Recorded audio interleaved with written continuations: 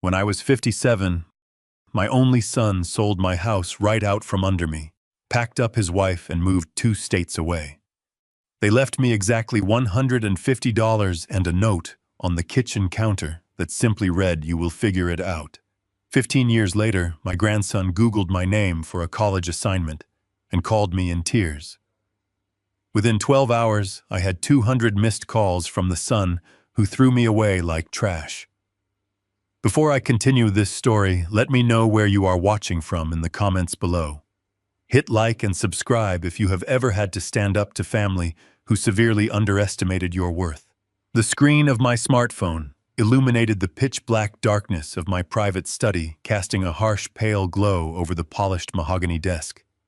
It was buzzing again, a relentless, frantic vibration that threatened to rattle the phone right off the edge. I sat back in my leather chair, perfectly still, watching the notifications pile up. 200 missed calls in just under 12 hours. The barrage had not stopped since noon.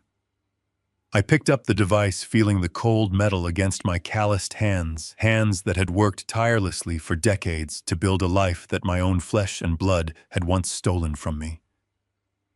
I swiped the screen and answered, bringing the receiver to my ear without uttering a single word. Heavy, erratic breathing echoed through the speaker. Then a voice cracked the silence.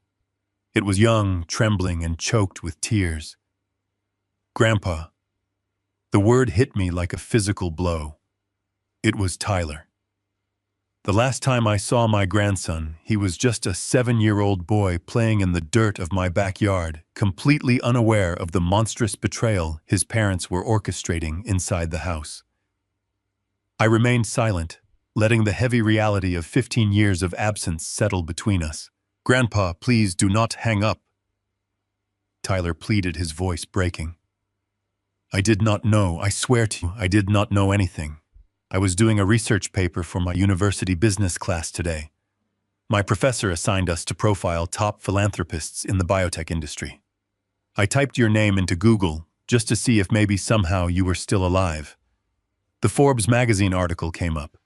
The biotech billionaire who donates half his wealth to senior housing initiatives. Grandpa, is that really you?" I closed my eyes, letting out a slow, measured breath. The silence of my sprawling top-floor penthouse felt entirely isolated from the chaos erupting on the other end of the line. "Yes, Tyler," I finally said, my voice steady, carrying the weight of a 72-year-old man who had survived absolute ruin.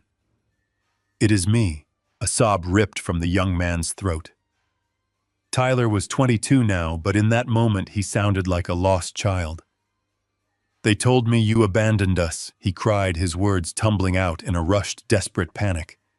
"Mom and Dad told me you ran off with some woman, that you took all the family money and left us with nothing. But the article said you started your company from scratch 15 years ago. It said you were left homeless. Grandpa, what did they do to you?" I did not raise my voice. I did not need to. True power does not require shouting. "Your parents made a choice, Tyler," I replied calmly. "They made a choice to take everything I had, and they made a choice to lie to you about it. I built my life back from the ashes they left me in. I did not run away. I survived them." I could hear Tyler crying, the devastating realization of his parents' true nature crashing down on him. But before he could ask another question, the audio on his end muffled violently. There was a sudden, chaotic scuffle. I heard a door slam open, followed by a sharp gasp from Tyler. "Give me that phone," a harsh, demanding voice barked in the background. A brief struggle ensued, the sound of plastic scraping against skin, and then the line went dead for a fraction of a second, before a new voice spoke into the receiver. It was Brian. My son. The man who had looked me in the eye 15 years ago smiled and quietly sold the roof over my head. Dad Brian's voice was frantic, breathless, but beneath the manufactured panic, I could hear the unmistakable, sickening tone of absolute greed. "Dad, is that really you? Oh my God, we have been looking for you everywhere. For 15 years we have been trying to track you down." My grip on the phone tightened, but my heart rate did not spike. I felt no fear, no sudden rush of paternal love, only a cold, calculated clarity. The son who had discarded me like a broken tool was suddenly frantic to reconnect. Not because he missed his father, but because he had just discovered his father was worth billions. "Dad, please say something." Brian begged, his voice dripping with a sickly sweet desperation. "My company is in trouble. We are facing a massive crisis, and when Tyler showed us the article, I could not believe it. You have to tell me where you are. We are family, Dad. You have to save us." I listened to his frantic breathing, visualizing the sheer panic and avarice twisting his features. He was waiting for a lifeline, waiting for the forgiving, naive father he had left behind 15 years ago to rush in and rescue him. But that man was dead. They had killed him the day they handed me a crumpled $150. I pulled the phone away from my ear, hovered my thumb over the glowing red icon, and tapped it. The call disconnected with a sharp, definitive click. I dropped the phone back onto the mahogany desk, plunging the room back into total, undisturbed silence. The first move was his. The next one would be mine. Imagine returning home from your wife's funeral, only to find the locks changed, your belongings gone, and a crumpled $150 on the porch with a note from your only son reading, "You will figure it out."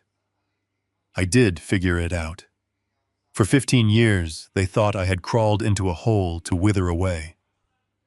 But yesterday, my 22-year-old grandson typed my name into a search engine for a college paper and uncovered a billion-dollar secret. Within 12 hours, my phone was blown up with 200 missed calls from the very people who threw me away like garbage. Before I tell you how I handled the ultimate family betrayal, let me know in the comments where you are watching from. Hit like and subscribe if you believe karma never misses an address. The screen of my smartphone illuminated the pitch-black darkness of my private study, casting a harsh, pale glow over the polished mahogany desk. Outside my floor-to-ceiling windows, the city skyline glittered like scattered diamonds, a stark contrast to the dark memories flooding my mind. My phone was buzzing again, a relentless, frantic vibration that threatened to rattle the device right off the edge of the table. I sat back in my leather chair, perfectly still, watching the notifications pile up. 200 missed calls in just under 12 hours. The barrage had not stopped since noon. I picked up the phone, feeling the cold metal against my calloused hands that had worked tirelessly for decades to build a life my own flesh and blood had once stolen from me. I swiped the screen and answered, bringing the receiver to my ear without uttering a single word. Heavy, erratic breathing echoed through the speaker. Then a voice cracked the silence. It was young, trembling, and choked with tears. "Grandpa." The word hit me like a physical blow. It was Tyler. The last time I saw my grandson, he was just a 7-year-old boy playing in the dirt of my backyard, completely unaware of the monstrous betrayal his parents were orchestrating inside the house. I remained silent, letting the heavy reality of 15 years of absence settle between us. "Grandpa, please do not hang up," Tyler pleaded, his voice breaking into a sob. "I did not know, I swear to you, I did not know anything. I was doing a research paper for my university business class today. My professor assigned us to profile top philanthropists in the biotech industry. I typed your name into the search bar just to see if maybe somehow you were still alive. The Forbes magazine article came up. The biotech billionaire who donates half his wealth to senior housing initiatives. Grandpa, is that really you?" I closed my eyes, letting out a slow, measured breath. The silence of my sprawling top-floor penthouse felt entirely isolated from the chaos erupting on the other end of the line. "Yes, Tyler," I finally said, my voice steady, carrying the weight of a 72-year-old man who had survived absolute ruin. "It is me." A harsh sob ripped from the young man's throat. Tyler was 22 now, but in that moment he sounded like a lost, devastated child. "They told me you abandoned us," he cried, his words tumbling out in a rushed, desperate panic. "Mom and Dad told me you ran off with some woman, that you took all the family money and left us with absolutely nothing. But the article said you started your company from scratch 15 years ago. It said you were left homeless." Grandpa, what did they do to you? I did not raise my voice. I did not need to. True power does not require shouting. Your parents made a choice, Tyler, I replied calmly. They made a choice to take everything I had, and they made a choice to lie to you about it. I built my life back from the ashes they left me in. I did not run away. I survived them. I could hear Tyler crying, the devastating realization of his parents' true nature crashing down on him. But before he could ask another question, the audio on his end muffled violently. There was a sudden, chaotic scuffle. I heard a door slam open, followed by a sharp gasp from Tyler. "Give me that phone," a harsh, demanding voice barked in the background.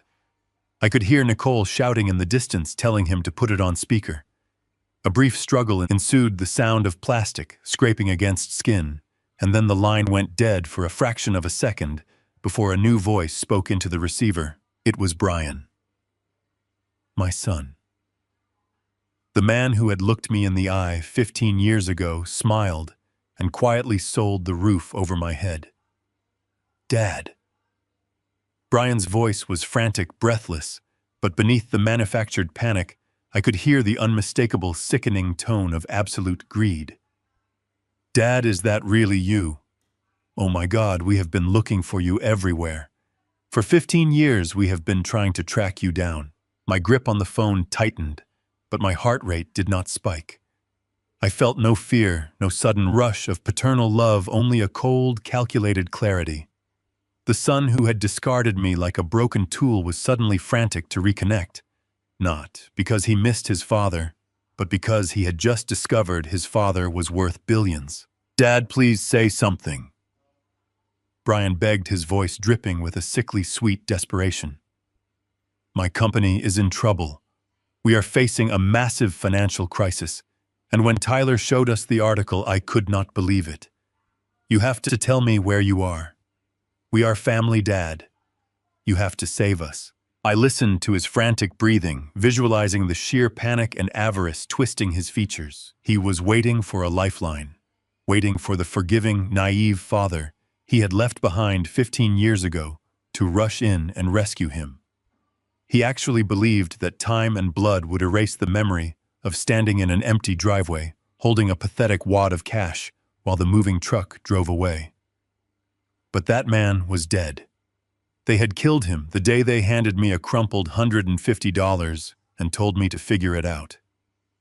Now he wanted me to save his failing real estate business. He wanted the billionaire philanthropist, not the father. I pulled the phone away from my ear, hovered my thumb over the glowing red icon, and tapped it. The call disconnected with a sharp, definitive click. I dropped the phone back onto the mahogany desk, plunging the room back into total, undisturbed silence. The first move was his. The next one would be mine. The heavy mahogany doors of my private boardroom clicked shut, sealing us inside. Brian did not waste time with pleasantries or fake apologies. He walked straight to the long glass table and tossed a thick, glossy folder across its surface. It slid and stopped exactly in front of me. I looked at the folder, then up at the man who used to be my son. He was wearing a tailored suit that tried to mask the desperate sweat beading on his forehead. He leaned over the table, planting his hands flat on the glass, and demanded a $2 million loan to save his failing real estate development firm. He spoke rapidly, throwing around terms like liquidity crisis and temporary market downturns, trying to sound like a savvy businessman negotiating a deal. But I could see the sheer panic in his eyes. He was drowning, and he expected me to be his life raft. I sat back in my chair, keeping my hands perfectly still on my lap, and let him talk. I did not interrupt. I just watched the breathtaking audacity unfold in real time. Then Nicole chimed in. She was sitting next to him wearing an expensive silk dress paid for by someone else's money, crossing her legs with a practiced elegance that made my stomach turn. She leaned forward, her voice dripping with a sickly, rehearsed sweetness that quickly turned into a sharp accusation. She looked me right in the eye and said that while a loan for the business was the priority, we also needed to discuss Tyler. She had the nerve to tell me that growing up without a grandfather had been incredibly hard on my grandson. She claimed my sudden disappearance 15 years ago had left a deep psychological void in Tyler's life. According to her twisted narrative, I was the one who had abandoned them. She sat there in my boom and demanded that I immediately set up a massive trust fund for Tyler to compensate for my absence during his childhood. The absolute shamelessness of it all hung heavy in the air. These were the two people who had tricked me into signing over my power of attorney while I was completely numb with grief over my late wife. These were the people who liquidated my home, packed up their belongings, and fled across state lines. They had left me with a single crumpled $100 bill and a $50 along with a note telling me to figure it out. Now they were trying to rewrite history, casting themselves as the abandoned victims of a negligent father. I did not scream. I did not throw the folder back in their faces. The anger inside me was not a fiery explosion. It was a cold and calculating glacier. I looked at the $2 million proposal, then at Nicole, and then at Brian. I let the silence stretch out for 10, maybe 15 seconds. I furrowed my brow slightly and let out a soft sigh, deliberately acting as though I was hesitating. I made it look like I was a tired, guilty old man, genuinely wrestling with the weight of my past mistakes and considering their ridiculous demands. That hesitation was a test, and Brian failed it instantly. Patience had never been his strong suit, and desperation had stripped away whatever thin veneer of respect he had left. He slammed his fist down on the glass table. The sharp, cracking sound echoed loudly through the room. His face flushed a dark, angry red, and the facade of the desperate but respectful businessman completely shattered. He pointed a trembling finger at me, his voice rising to an ugly and entitled shout. He told me to stop playing games. He yelled that I was 72 years old and had absolutely no use for billions of dollars. He said I was an old man sitting alone in a penthouse while my real family was struggling to survive. He leaned so close I could see the frantic pulse beating in his neck and spat out the words that sealed his fate forever. He told me that I owed them this money. He said I owed them for disappearing all those years ago and leaving them to fend for themselves.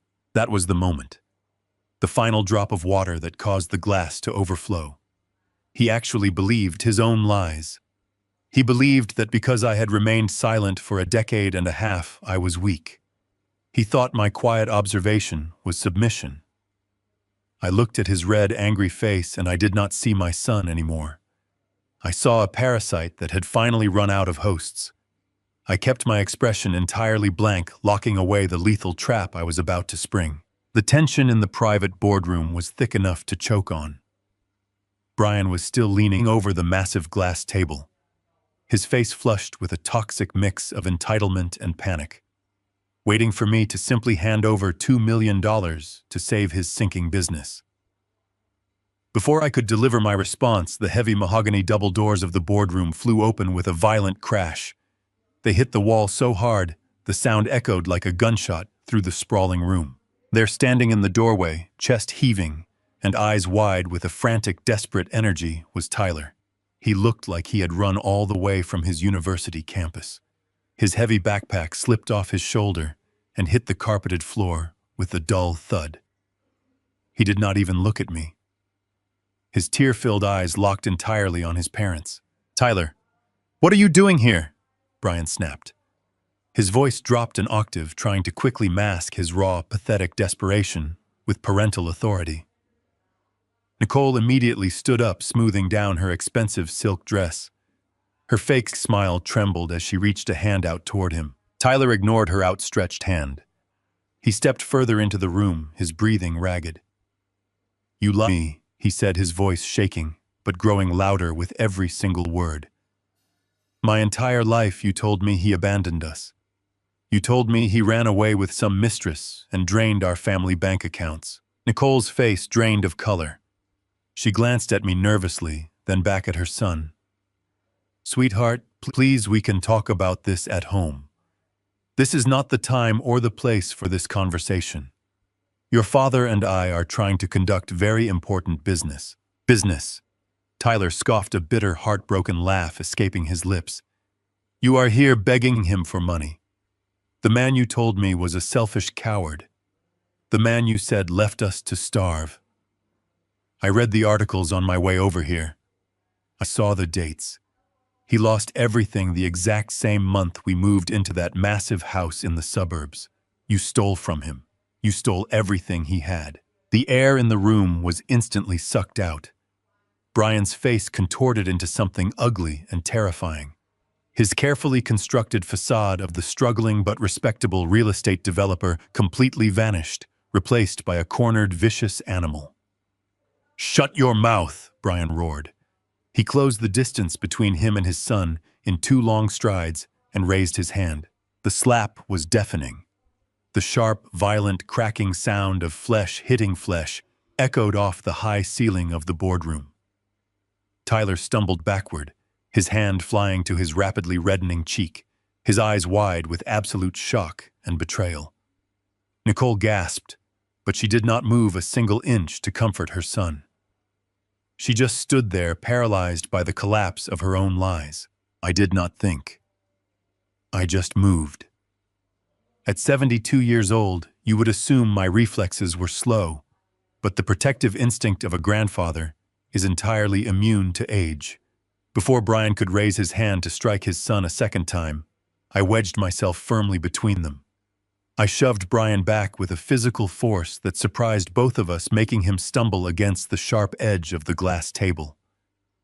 Do not ever lay a hand on him again, I warned, my voice dropping to a low, lethal whisper. The room fell dead silent. Brian looked at me, rubbing his chest where I had shoved him. I was breathing heavily, his eyes darting wildly. You have no right to interfere, he spat, pointing a shaking finger at me. He is my son. You do not get to walk back into our lives after 15 years and dictate how I discipline my own child. I stood my ground, keeping Tyler safely tucked behind my shoulder. I could feel the young man tremble, but he did not step away from me. I stared at the man I had raised. In that precise moment, the last lingering shred of parental endurance completely evaporated from my soul. The hesitant, guilty old man they thought they were manipulating was entirely gone. In his place stood a man who had survived absolute ruin and built a billion-dollar empire from nothing. I looked at Brian not with anger, but with a chilling, ruthless clarity. The time for observation was over. It was time to spring the trap. I adjusted the cuffs of my suit jacket, deliberately breaking the tension with a terrifying, icy calmness. I took a slow breath and looked from Brian's furious face to Nicole's pale, greedy eyes. You are absolutely right, I said, letting the words hang heavily in the air. I owe you. I owe you both exactly what you deserve for the past 15 years. Brian slowly lowered his hand. His breathing calmed as the word "owe" triggered the parasitic greed inside his brain. His anger was instantly overridden by his desperate need for my wealth. I walked back to my leather chair, perfectly composed, and looked at them. Tomorrow night, my foundation is hosting our annual charity gala downtown, I said smoothly, my voice carrying the absolute authority of a man holding all the cards. Every major investor, media outlet, and industry leader will be in attendance. It is the biggest event of the year for my company. I want you both there. Dress well. Be on time. Tyler will be attending as my personal guest. Brian exchanged a rapid, calculating look with Nicole. He swallowed hard, his previous rage completely melting away into a desperate, hungry anticipation. And the loan, Brian asked, his voice shaking with renewed hope. The $2 million. I met his greedy, pathetic gaze and gave him a slow, measured nod. Tomorrow night, I will take the stage. The stage, I promised. And in front of everyone, I will officially announce my decision regarding my successor and the future of my entire fortune. Be there, and you will get exactly what is coming to you. Brian's eyes lit up with a blinding, toxic ambition. A smug, victorious smile crept onto Nicole's face. They actually believed they had won. They had taken the bait hook, line, and sinker, completely unaware that they were walking straight into their own execution. The heavy mahogany doors clicked shut, swallowing the frantic, desperate energy my son had brought into the room. I was alone again. The silence in the penthouse boardroom returned thick and absolute, a stark contrast to the explosive family drama that had just played out. I did not collapse into my leather chair. I did not rub my temples or shed a single tear over the broken relationship with my son. That grief had been buried 15 years ago. Now there was only the cold, mechanical precision of a man who had just invited a parasite to a feast. I reached for the sleek intercom on my desk and pressed the button. "Send Oliver in," I said. My voice was steady, stripped of any residual emotion. Within 60 seconds, the doors opened again. Oliver, my chief legal counsel and head of corporate intelligence, walked into the room. I was a man who moved with quiet efficiency, his face a perfect mask of professional detachment. He carried a thick leather briefcase which he placed gently onto the glass table right where Brian had slammed his fist moments before. "You asked me to dig into his company," Oliver said, clicking the briefcase open. "I did not just dig, Stanley. I brought out the heavy machinery." He pulled out a massive stack of confidential financial records, bank statements, and court filings, spreading them out across the table. I looked at the sea of paperwork. Brian thought he could walk into my office, throw around some industry buzzwords, and blind me with a fabricated story about a temporary liquidity crisis. He and his wife actually believed the man who had built a global biotechnology empire from absolute scratch would simply hand over $2 million without running a forensic background check. Oliver tapped a manicured finger against a spreadsheet highlighted in bright red ink. "Your son is not just experiencing a market downturn." Oliver stated, his tone completely flat. "He is broke. In fact, broke would be a massive improvement over his current situation. Brian is drowning in catastrophic criminal debt." I leaned forward, my eyes scanning the heavily redacted documents. "For the past 3 years," Oliver continued, "Brian has been running his real estate development firm like a personal piggy bank. He has been systematically siphoning funds from his ongoing residential projects to fund a lavish lifestyle. Designer clothes, luxury cars, expensive vacations, all paid for by money that did not belong to him. He created a web of fake vendor invoices to cover his tracks, but he got sloppy." "But that is not the worst part," Oliver said, pulling a secondary file from his briefcase. This file had a federal seal printed near the top margin.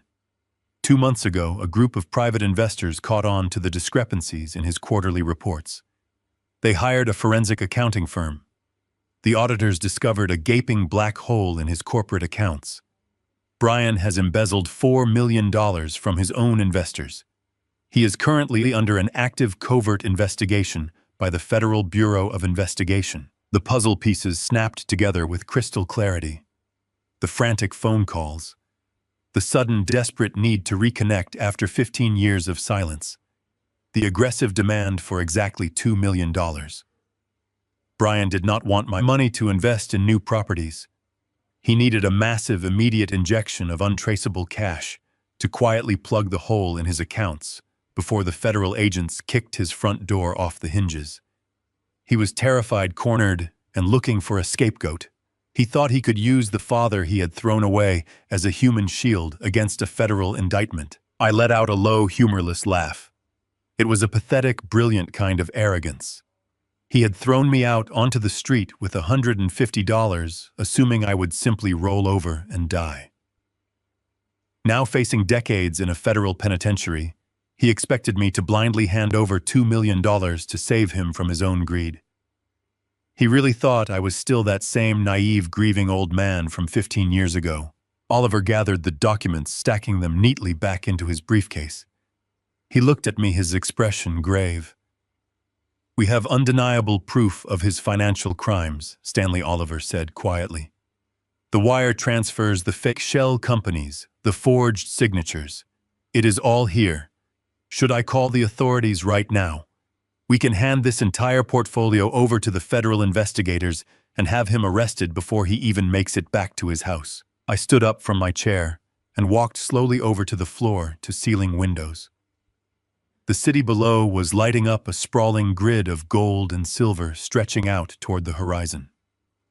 I looked down at the streets, thinking about the magnificent charity gala that would take place tomorrow night. I thought about Brian rushing home to tell his wife that they had successfully manipulated the old man, that their salvation was guaranteed. I wanted him to savor that feeling. I wanted him to taste victory. I wanted him to sleep soundly tonight, dreaming of the billions he was about to inherit. I turned back to Oliver and shook my head, my face a mask of absolute unforgiving ice. "No," I replied smoothly. "Do not call the police. Let him put on his expensive suit. Let him walk the red carpet. Let him step up onto the podium of glory and feel the heavy golden crown of victory resting on his head. Because a fall from the very bottom step is easily forgotten, Oliver. I want him to fall from the very top. Only when he believes he has won everything will we kick him off the edge." The bell above the door of the small corner cafe chimed softly, cutting through the low hum of the espresso machine. I sat in a booth near the back, nursing a black coffee, watching the entrance. Tyler walked in. He looked completely drained. The heavy bags under his eyes and his slumped shoulders told the story of a young man whose entire reality was fracturing piece by piece. He spotted me and navigated through the narrow maze of wooden tables. He slid into the booth across from me, keeping his gaze fixed on the scarred wooden tabletop. I did not offer him a warm smile or a comforting pat on the shoulder. This was not a family reunion. This was an intervention. I reached into the inner pocket of my suit jacket and pulled out a small silver flash drive. I placed it squarely in the center of the table. The metal clinked against the wood, drawing his eyes downward. I told him that inside that small drive was the absolute truth about the people who raised him.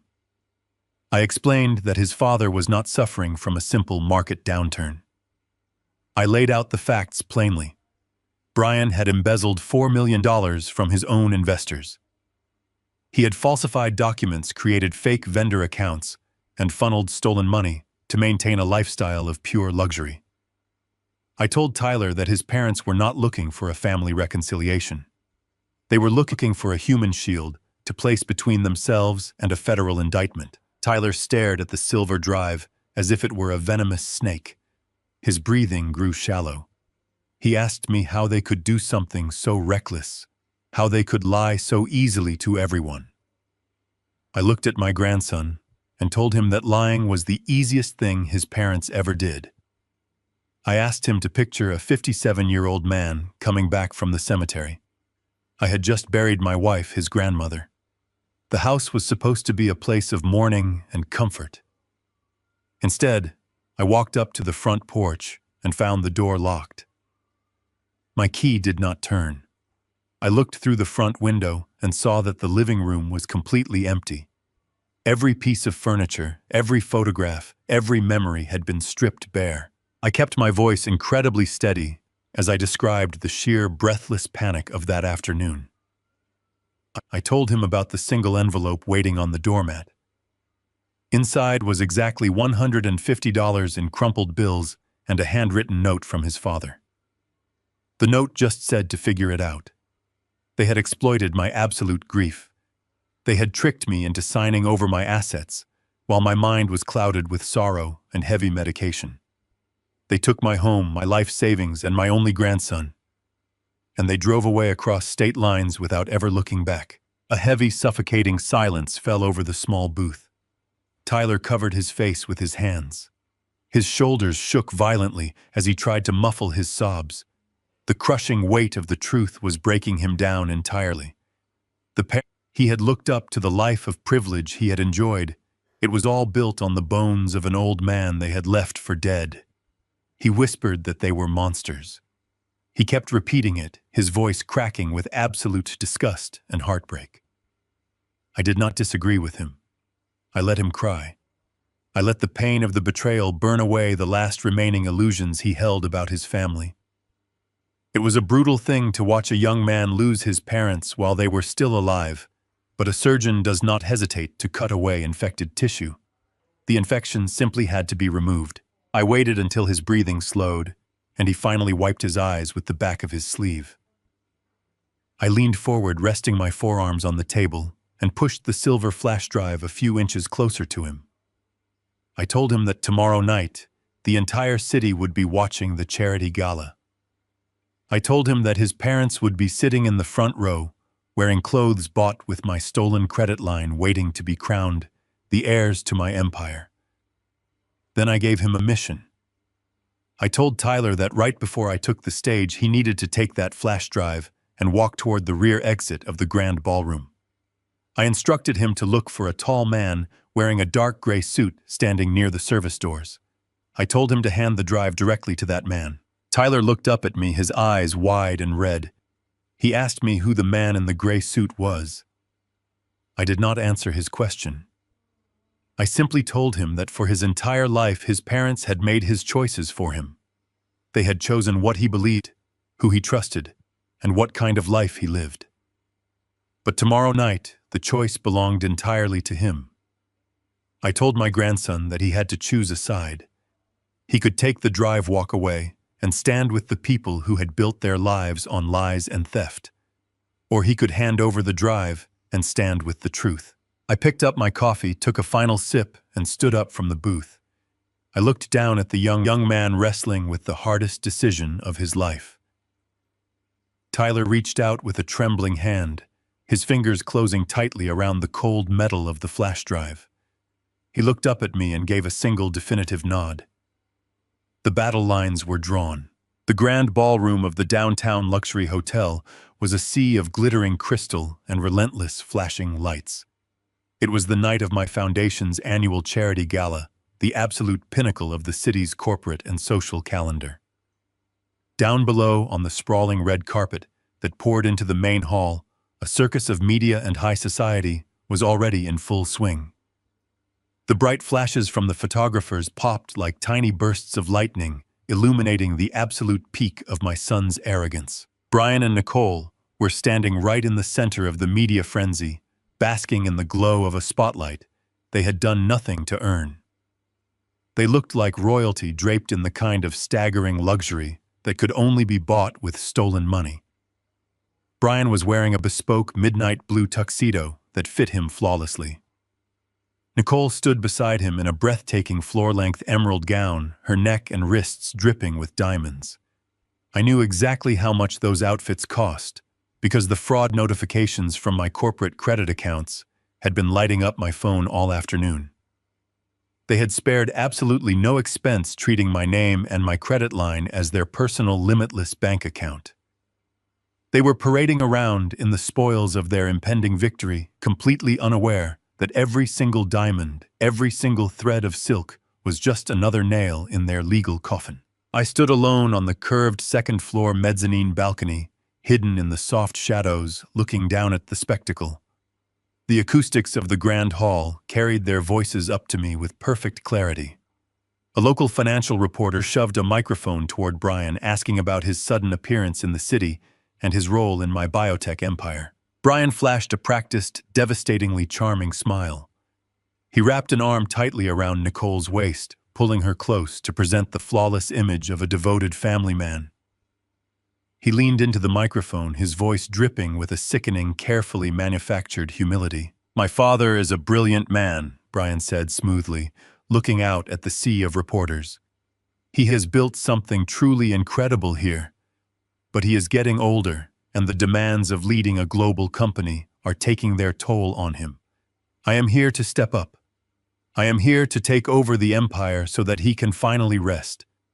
It is my duty as his son to carry the torch and to care for him in his final years. He has given so much to the world, and now it is time for his family to give back to him." Nicole nodded beside him, placing a manicured hand over her heart, playing the role of the supportive, loving daughter-in-law to absolute perfection. I gripped the cold marble railing of the balcony. The sheer, unadulterated poison of his words was almost impressive. He stood there, soaking in the admiration of the press, painting himself as the loyal heir rushing to the side of his weary father. This was the same man who had left me with $150 and a note telling me to figure it out. This was the man who was currently being hunted by federal agents for embezzling $4 million from his own investors. He was putting on the performance of a lifetime, building his pedestal higher and higher, inflating his ego until it consumed the entire room. That was exactly what I wanted. I wanted him to feel the intoxicating rush of absolute power. Suddenly, a sharp-eyed journalist from a major business publication looked up and spotted me standing on the mezzanine. The murmur in the massive crowd shifted as dozens of heads tilted upward. The popping of the camera flashes redirected, illuminating my face in the shadows. Brian followed their gaze, looking up at me. His charming smile faltered for a fraction of a second, a flicker of nervous anticipation crossing his eyes, before he quickly recovered and beamed up at me with fake adoration. "Mr. Stanley," the journalist called out, his voice echoing off the high ceilings of the grand hall. "Your son just spoke about the future of your company. Will you be stepping down tonight? Are you officially handing over power and naming him as your successor?" The entire ballroom went dead silent. Hundreds of eyes, including the greedy, desperate eyes of my son and his wife, were locked entirely on me.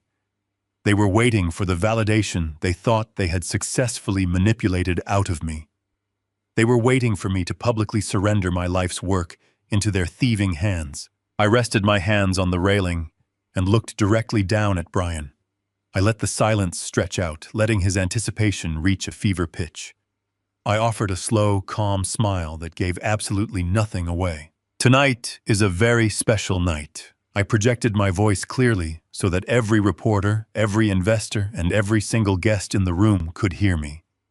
"It is a night about legacy, about truth, and about the future. I have made my decision regarding the fate of my company and my fortune. And I promise you tonight, everything will be given to the one who truly deserves it." The reporters erupted into excited chatter, frantically scribbling notes and snapping more photos. Down below, Brian's eyes lit up with a blinding, euphoric triumph. Nicole visibly let out a long breath of relief, her fake smile stretching from ear to ear. They heard my words and translated them through the lens of their own staggering narcissism. They truly believed they had won the ultimate prize. They had no idea that the curtain was about to rise on their total destruction. The heavy velvet curtains parted, and I stepped out onto the main stage of the grand ballroom. The sheer intensity of the theatrical spotlights hit me instantly, washing out the sea of faces in the cavernous room and casting a brilliant, blinding glow over the podium. As I walked toward the center of the stage, the low buzzing symphony of hundreds of overlapping conversations began to fade. The clinking of crystal champagne flutes and the soft shuffling of expensive shoes died down completely until a heavy, expectant silence settled over the entire hall. This was the moment the city's elite had been waiting for all evening. I adjusted the microphone, the metallic scrape echoing loudly across the room. I looked down into the audience. Because of the harsh stage lighting, the people in the back were just shadowy silhouettes, but the front row was perfectly illuminated. Standing dead center, practically pressing their knees against the velvet rope that separated the stage from the crowd, were Brian and Nicole. They were practically vibrating with anticipation. Brian had unbuttoned his suit jacket and shifted his weight forward, looking like a runner waiting for the starting pistol. He was staring up at me with wide, unblinking eyes, a tight, arrogant smile plastered across his face. He had already raised one hand to his chest, casually adjusting his designer silk tie, physically preparing himself to walk up the steps and accept his coronation. Nicole stood shoulder to shoulder with him, her manicured hands clasped tightly together in front of her emerald gown, looking up at me with an expression of breathless, manufactured devotion. They were so utterly consumed by their own staggering greed that they did not notice the cold, unyielding, completely hollow look in my eyes. I leaned into the microphone, my voice ringing out deep and steady, commanding the absolute attention of every single person in the room. 15 years ago, I began letting the words hang in the heavy air. 15 years ago, I stood on an empty driveway with nothing but the clothes on my back. I had no home. I had no family. I had exactly $150 to my name. A soft, captivated murmur rippled through the crowd of investors and journalists. They loved this story. To them, it was the ultimate American underdog narrative. The brilliant founder who rose from the ashes of personal tragedy to build a biotechnology empire. Down in the front row, Brian's smile widened. He nodded along, slowly playing the part of the proud son, assuming this was just the dramatic prelude to his grand introduction. I built this company on a foundation of absolute survival. I continued keeping my gaze locked directly on Brian. I spent the last decade and a half securing the future, developing innovations that change lives and creating a legacy of staggering wealth. But true legacy is not simply about what you build. It is about what you leave behind. And more importantly, who you leave it to. The tension in the ballroom reached a fever pitch. The flashing of the cameras intensified a rapid-fire strobe light, capturing the historic moment. Brian took a half step forward, his polished leather shoes pressing against the velvet rope. He was ready. He was waiting for his name. Tonight, I announced the final irrevocable disposition of my entire estate. I said, my voice dropping to a sharp, lethal register. Effective immediately, 100% of my corporate equity, my voting rights, my real estate holdings, and my personal liquid assets are being permanently transferred into a newly established ironclad legal entity. Brian's chest puffed out. He looked around at the journalists ready to absorb their envy. I am officially launching the $150 trust, I declared loudly. Brian blinked. His arrogant smile froze in place. A flicker of deep, genuine confusion crossed his eyes. Nicole's clasped hands slowly lowered to her sides. This foundation. I continued projecting my voice over the sudden confused whispering of the crowd. Is dedicated exclusively to the protection and rehabilitation of elderly individuals who have been the victims of severe financial abuse. It will provide absolute legal and financial warfare against the predators who prey on the vulnerable.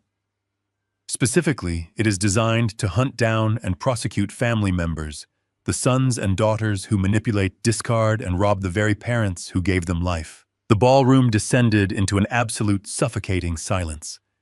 The reporters stopped snapping pictures. The wealthy elites stared up at the stage in pure shock. I looked down at the front row. The blood had entirely drained from Brian's face. He looked like a man who had just been thrown out of an airplane without a parachute. His mouth was slightly open, his breathing shallow and rapid. Nicole looked like she was going to be physically sick. Let me be perfectly clear so that there is absolutely no confusion regarding the future of my empire, I said, driving the final nail into their coffin with surgical precision. My wealth belongs to the forgotten. It belongs to the betrayed. It will fund a fortress for those left out in the cold. There are no corporate heirs. There will be no generational wealth transfer. Not a single cent of my fortune will ever go to my bloodline. The shockwave that ripped through the ballroom was instantaneous. A collective audible gasp echoed from the crowd. Down in the front row, the fragile, polished facade of the loving son, completely and violently shattered. The realization of what had just happened crashed down on Brian, snapping his mind in half. The billions of dollars he had already spent in his head evaporated into thin air. The absolute public humiliation broke him. He lunged forward, grabbing the velvet rope with both hands, his face contorted into a mask of pure, unhinged rage. He did not care about the cameras. He did not care about the hundreds of powerful people watching him. He screamed at the top of his lungs, his voice echoing shrilly off the grand walls. He yelled that I was losing my mind. He screamed that I was a senile, crazy old man who did not know what he was doing. His face turned a dark, furious purple as he pointed a shaking finger directly at me, screaming that I had absolutely no right to stand up there and strip away his assets. Brian was still screaming, his face a furious shade of red, demanding that someone stop me from taking away his assets. I did not raise my voice to argue with him.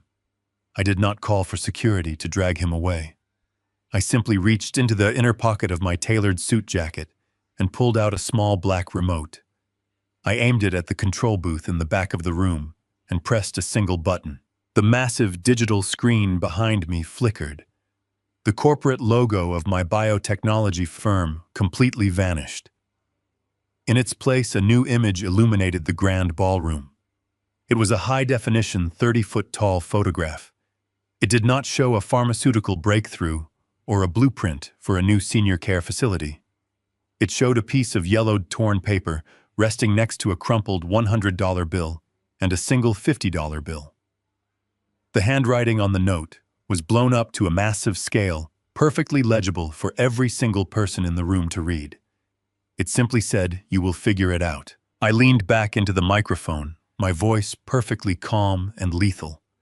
I told the audience to look closely at the screen. I explained that they were looking at the entire foundation of my billionaire empire. I told them this was the generous inheritance my only son left for me 15 years ago. A wave of confused muttering rolled through the crowd. I did not let them wonder for long. I told the packed ballroom exactly what happened the week I buried my wife. I described the heavy fog of grief that had completely paralyzed me. I explained how Brian, the man standing in the front row, pretending to be a devoted son, had approached me while I was heavily medicated and numb with sorrow. He handed me a stack of papers claiming they were just routine hospital bills and life insurance documents that needed my signature. I trusted my son. I signed them without reading a single word. I told the crowd how I came back from a walk a few days later to find the locks on my own front door changed. The house had been quietly sold out from under me. My son and his wife had packed up all their belongings, emptied our joint bank accounts, and fled across state lines. They left me standing on the porch with absolutely nothing but the clothes on my back, that pathetic wad of cash, and a cruel handwritten note. The silence in the grand ballroom shattered. A collective deafening roar of shock and absolute disgust erupted from the hundreds of investors, philanthropists, and journalists. The reporters at the edge of the stage instantly realized they had just stumbled into the greatest corporate scandal of the decade. They turned their heavy cameras away from the podium and aimed them directly down at the front row. A relentless, blinding barrage of camera flashes hit Brian right in the face. He stumbled backward, throwing his hands up to shield his eyes. His arrogant, polished posture completely collapsed. He looked like a cornered animal, frantically shaking his head and muttering to himself. The wealthy elites and powerful industry leaders who had just been shaking his hand and toasting to his future suddenly stepped away from him. They backed up, leaving a wide, empty circle around Brian and his wife, treating them like they were carrying a highly contagious disease. Brian tried to speak, tried to defend himself, but the crowd was shouting over him. The public humiliation was absolute and crushing. The glorious coronation he had been dreaming about all night had transformed into a brutal, televised execution. Every lie he had told the media earlier that evening was now choking him. Nicole watched their entire future turn to ash in a matter of seconds. The realization that they were not getting a single cent of the billion-dollar fortune hit her, followed immediately by the terror of public destruction. Her perfectly crafted image of the loving daughter-in-law evaporated. Pure, unhinged panic took over her body. She lunged forward with a sudden, violent energy. She ripped a heavy microphone right out of the hands of a stunned financial reporter standing near the velvet rope. She gripped it with both hands, her knuckles turning white, and screamed into the device. Her voice echoed shrilly over the grand speakers bouncing off the high ceilings. She yelled that I was a liar. She frantically pointed her finger at the stage, her breathing heavy and erratic. She screamed to the crowd that they were listening to a crazy, senile old man who was making up stories for attention. She desperately tried to spin a new narrative on the spot, shouting that I was the one who had abandoned them. She claimed that I had drained the family accounts and run away with a mistress, leaving her and Brian to suffer in poverty. She begged the journalists to stop taking pictures, pleading with the investors not to believe a single word I had said. She was completely hysterical, spiraling into a web of pathetic, fabricated lies. She opened her mouth to scream another accusation, to paint herself as the ultimate victim. But before she could utter another sound, a new voice cut cleanly through the chaos. It was Young, shaking with raw emotion, and amplified by the ballroom sound system. All the camera flashes abruptly stopped. Every single head in the grand hall, including Nicole and Brian, turned away from the stage and looked straight toward the heavy service doors at the back of the room. The shrill, frantic echoes of Nicole screaming her fabricated lies into the microphone were suddenly cut short. The heavy wooden service doors at the very back of the grand ballroom slammed open with a resounding boom that vibrated through the floorboards. Every single camera flash stopped. Hundreds of powerful investors and aggressive journalists turned their heads in unison. Walking down the long center aisle, perfectly illuminated by the crystal chandeliers. Overhead was Tyler. My 22-year-old grandson did not look like the terrified college student who had sat across from me in that small corner cafe just 24 hours ago. His shoulders were pulled back. His jaw was clenched tight. He walked with a heavy, deliberate purpose straight toward the brightly lit stage. Nicole froze. She stood near the velvet rope holding the stolen microphone, her face pale and shining with nervous sweat. She stared at her son as if she had seen a ghost. Brian, who was still reeling from the devastating blow of his public exposure, turned around and locked eyes with Tyler. Brian demanded to know what he was doing here. He ordered Tyler to get out of the room, to go back to the hotel and stay out of adult business. He was trying to assert his parental authority, trying to salvage the last tiny fraction of his crumbling empire. But his words fell on completely deaf ears. Tyler did not stop walking. He did not look at his father. His eyes were locked entirely on his mother. Tyler reached the edge of the stage. He stepped right over the velvet rope, completely ignoring the security guards, who were too stunned by the unfolding drama to intervene. He walked right up to Nicole. She tried to force a shaky, motherly smile. She reached out a trembling hand and told him to tell these people that the old man was lying. She begged him to back up her story, to tell the press how much they had suffered. Tyler looked down at her. He reached out and grabbed the microphone right out of her sweating hands. He held it up to his mouth, and his voice echoed across the massive, silent ballroom. He looked his mother dead in the eye and told her to shut her mouth. A collective gasp ripped through the elite audience. Reporters scrambled to turn their cameras back on, capturing every single agonizing second of this family destruction. Nicole stumbled backward as if she had been physically struck. Tyler turned his back on his mother and faced the sea of journalists. He did not hesitate. He told the absolute, unvarnished truth. He announced his name into the microphone and declared that everything he had just said was completely true. He told the silent, packed room that for his entire life his parents had fed him a sickening, poisonous lie. They told him his grandfather was a coward who drained the family accounts and ran away. Tyler paused, his voice shaking with raw emotion, but he did not back down. He pointed a finger directly at Brian. He told the crowd that his father was a thief and a fraud. He revealed that just yesterday he had discovered the absolute truth.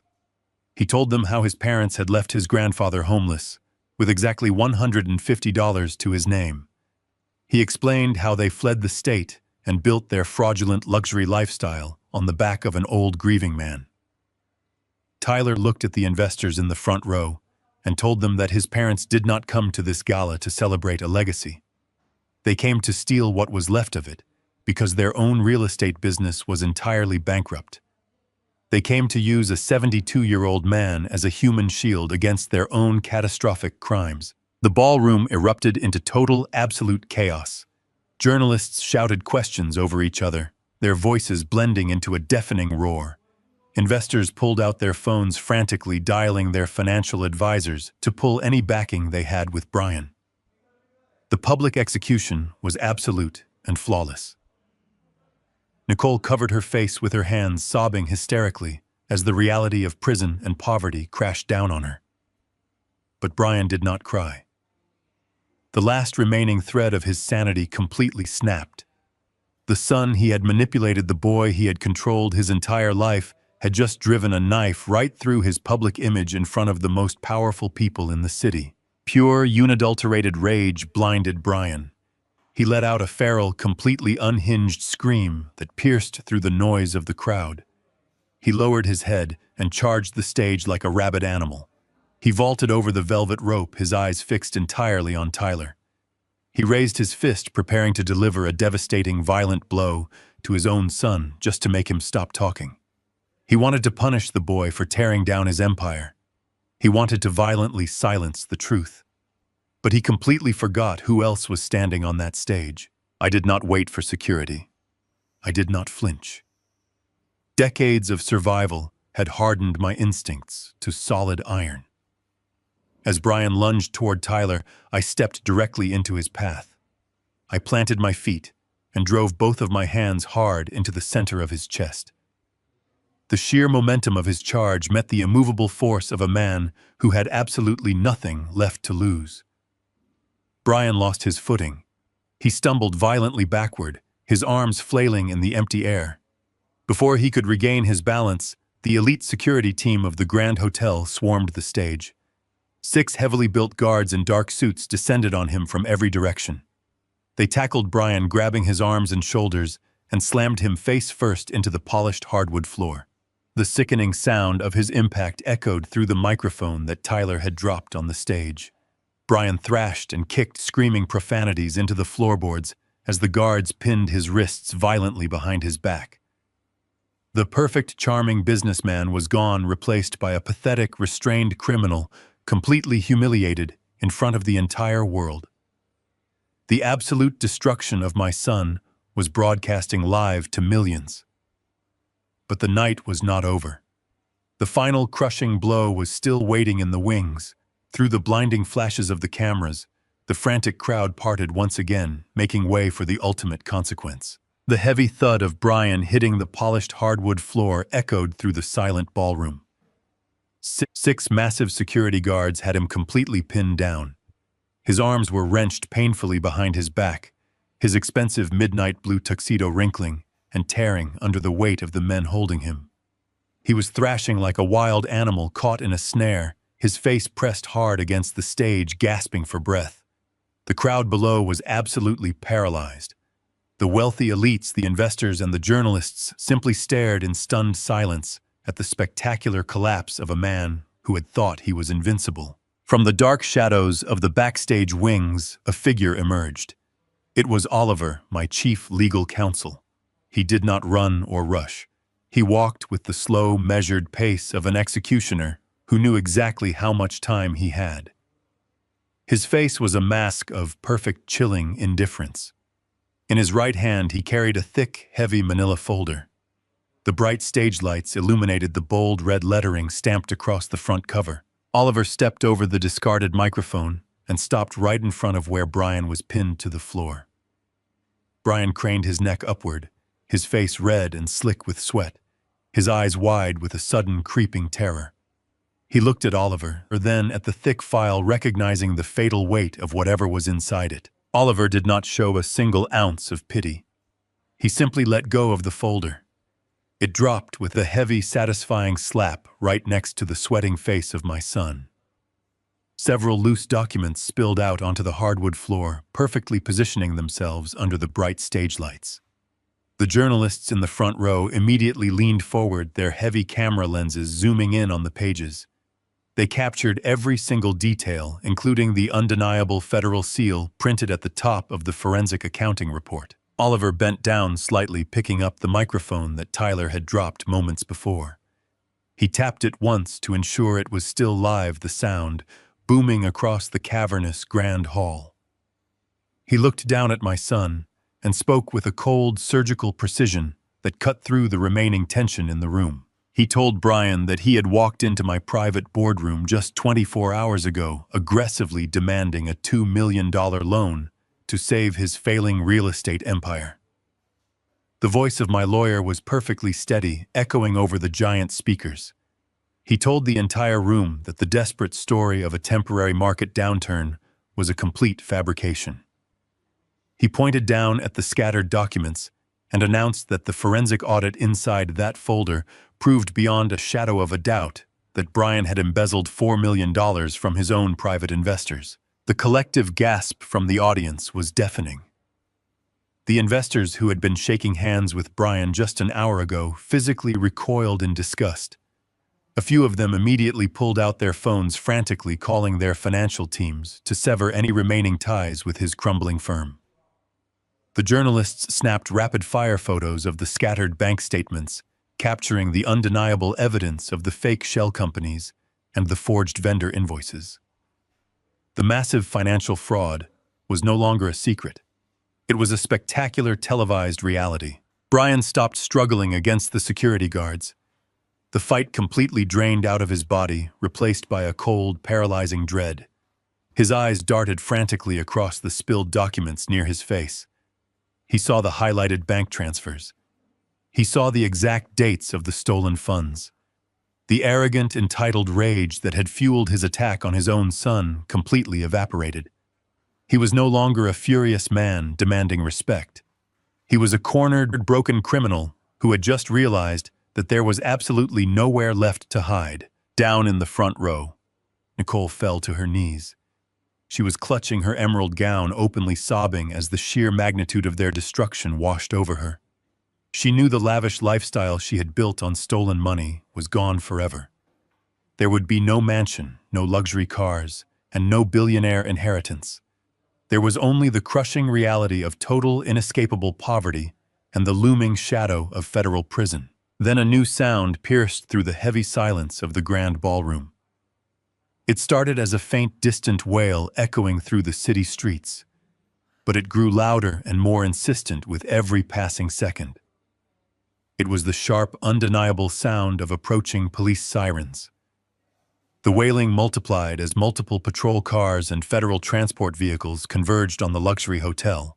The sound bled through the thick walls and heavy glass windows of the ballroom, ringing loudly in the ears of my son. Pure, unadulterated panic violently seized him. He started thrashing under the guards again, twisting his shoulders and kicking his legs in a pathetic, desperate attempt to find a way out.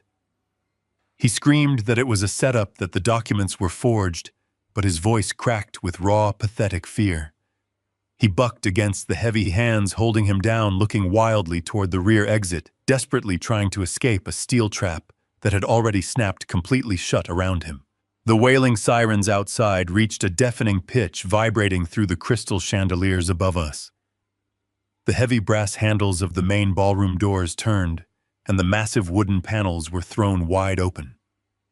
The chaotic murmurs of the wealthy elites died, instantly replaced by a tense, suffocating silence. A wave of local police officers flooded into the grand hall, fanning out to secure every exit. But they were not the ones leading the charge. Walking ahead of the uniformed officers were 4 men dressed in sharp, immaculate, dark gray suits. They moved with a terrifying, synchronized purpose, their faces completely devoid of any emotion. Pinned to their belts and hanging from lanyards around their necks were the unmistakable gold shields of the Federal Bureau of Investigation. I recognized them immediately. They were the exact men I had pointed out to Tyler earlier that evening, the men waiting by the service doors. The men who now possessed the silver flash drive containing every single piece of evidence required to bury my son in a federal penitentiary for the rest of his natural life. The crowd parted for them like the Red Sea. Billionaires, philanthropists, and aggressive journalists practically shoved each other out of the way to clear a wide path. The federal agents did not spare a single glance for the cameras or the glittering guests. Their eyes were locked dead ahead, marching in a straight, unwavering line directly toward the stage where Brian was still pinned to the hardwood floor. Brian twisted his head, his cheek smearing against the polished wood, trying to see who was coming. When he saw the gold badges shining under the stage lights, the last remaining ounce of fight evaporated from his body. His shoulders sagged and a pathetic whimpering sound escaped his throat. He looked past the agents and saw Tyler standing near the edge of the stage. The realization hit him like a freight train. He finally understood exactly who Tyler had handed that flash drive to. The betrayal he felt in that moment was profound, but it was nothing compared to the absolute devastation he had inflicted on me 15 years ago. The lead agent stepped onto the stage, his polished shoes crunching over the spilled forensic accounting documents Oliver had dropped moments before. He signaled to the hotel security guards. The guards stepped back, hauling Brian up to his knees. The federal agent looked down at my son, pulling a pair of heavy steel handcuffs from his belt. He recited the charges in a loud booming voice that echoed off the high ceilings. Wire fraud, embezzlement, grand larceny, conspiracy to defraud investors of $4 million. Every single word was another massive blow crushing the fake empire Brian had built. While the agent read Brian his rights, my attention was pulled downward by a sudden, desperate movement. Nicole had been kneeling in the front row, paralyzed by the sheer magnitude of their public destruction. But as the cold reality of federal prison materialized right in front of her eyes, her paralysis broke into absolute, unhinged terror. She realized the stolen corporate credit cards, the designer gowns, and the luxury cars were all gone. She realized her freedom was expiring in real time. She scrambled forward, her expensive emerald silk dress catching and tearing on the edge of a stray camera tripod. She crawled right to the edge of the stage, tears completely ruining her meticulously applied makeup. Her face was a twisted mask of pure panic. She reached up over the velvet rope and grabbed tightly onto my pant leg. Her hands were shaking violently, her diamond rings catching the harsh stage lights as she dug her fingers into the fabric of my suit. Dad, she sobbed, her voice cracking into a shrill, hysterical pitch. Dad, please, you have to stop them. You have to tell them it is a misunderstanding. We can fix this. We can give the money back. Please do not let them take us away. We are family. You have to save us. We are your family. She looked up at me with wide, bloodshot eyes, begging the very man she had mocked and robbed just a few hours prior. She expected the soft, forgiving old grandfather to magically reappear and shield her from the consequences of her own staggering greed. She actually thought the word family still held any weight between us. I looked down at the woman who had helped coordinate my ruin. I looked at the hands that had eagerly packed up my belongings while I was mourning the death of my wife.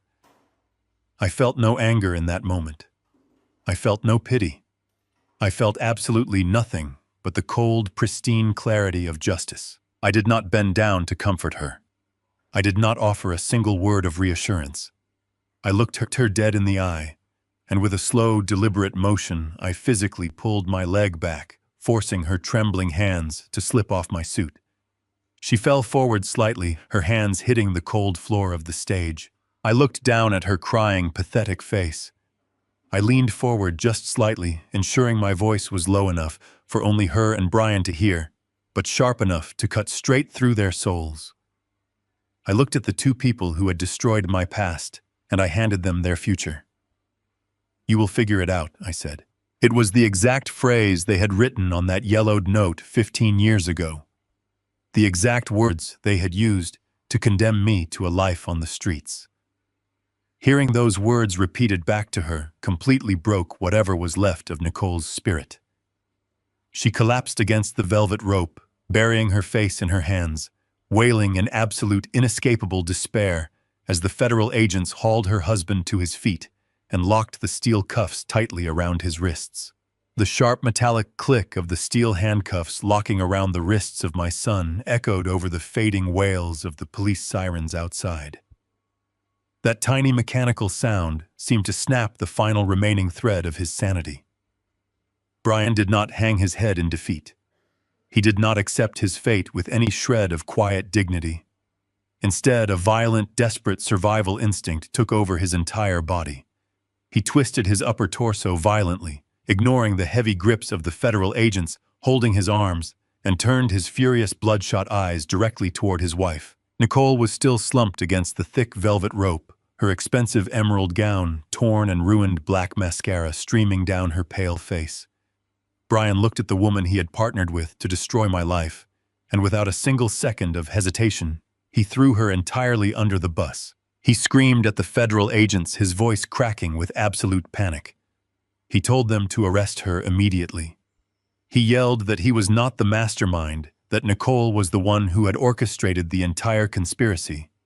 He jerked his cuffed hands awkwardly in her direction and shouted that she was the one who forced him to sell my house 15 years ago. He told the stunned crowd of investors and journalists that Nicole was the one who forged the legal documents and manipulated the power of attorney while I was heavily medicated and grieving my late wife. The sheer, unadulterated betrayal in his voice was spectacular to witness. He was completely willing to sacrifice the mother of his child if it meant shaving even a single month off his impending federal prison sentence. Hearing those accusations, Nicole stopped crying immediately. Her profound despair instantly mutated into pure, venomous rage.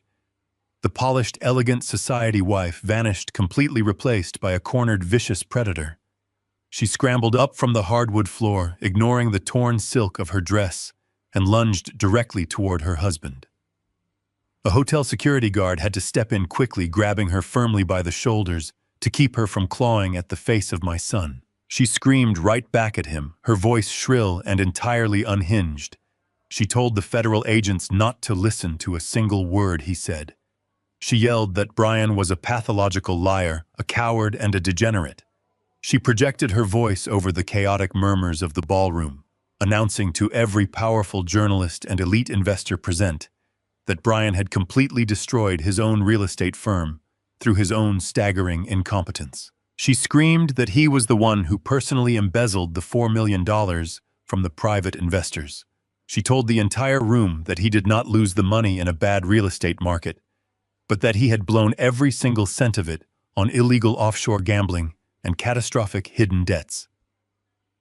She frantically confessed to the entire crowd that she only went along with the recent credit card fraud because Brian had bankrupted their family and threatened to leave her with absolutely nothing. The flawless, carefully manufactured facade of their happy, successful marriage was violently ripped to shreds in front of hundreds of flashing camera lenses. It was an absolute bloodbath of mutual destruction. They stood there under the bright stage lights, viciously tearing each other apart, voluntarily confessing to massive federal crimes, just to ensure the other person went down with them. They were like two drowning rats stepping on each other's heads just to grab one more breath of air. The federal agents did not even need to interrogate them. They simply stood back and let the two criminals scream their full confessions into the open air, while the eager journalists recorded every single damning syllable.